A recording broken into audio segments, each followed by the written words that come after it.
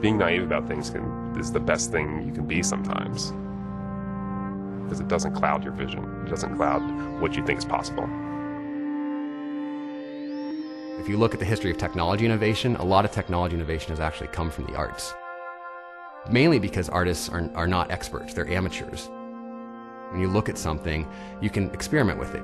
You look at a camera, you can experiment. What can I actually do with this camera? Can I drag it around the floor? What can I do with a projector?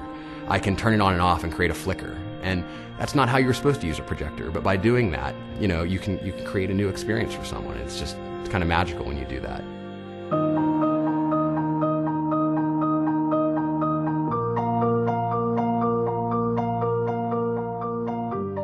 The challenge is whether or not we can take the regenerative braking system of the Prius and use it in another context. In this case, on a roller coaster.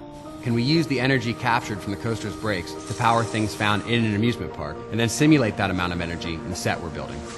There's energy to be had everywhere, and if we have the right kinds of technologies and you implement it properly, you can catch it.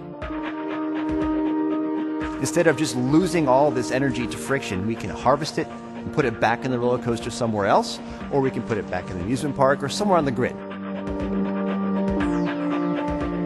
One purpose of this prototype was to visualize that, what really is happening and how much power is happening, and how do we let people understand that? Because it really is a significant technology. We didn't realize how significant it was until we sort of took apart the Prius and even just today measured that power to see that we're braking at a short speed and getting 60 amps of current. That's pretty intensive. We can do a lot of things with that.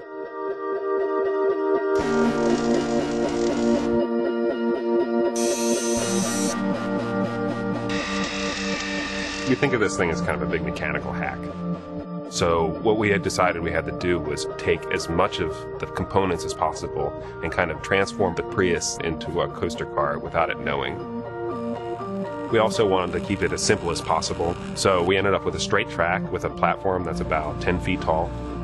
We expect the car to get up to about 15 miles per hour when it hits the bottom of the track, and then we'll immediately start the braking and pulling power out of it.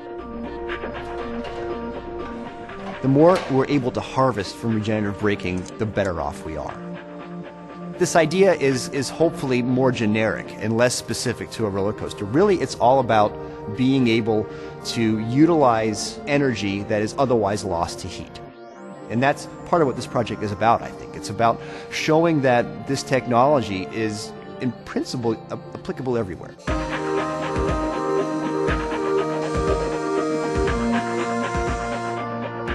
What's exciting for us is that process of discovery, of taking something apart and figuring out how else you could use it.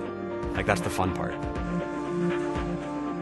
Whenever I make things and build things, I always am just have such a desire to see it real, to see it existing. The idea and the technology that's demonstrated here is very powerful.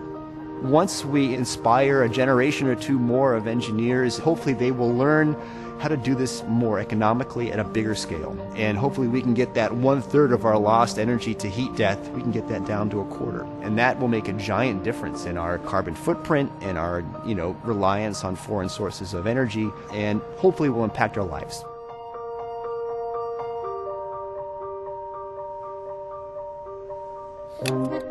Ready? Ready.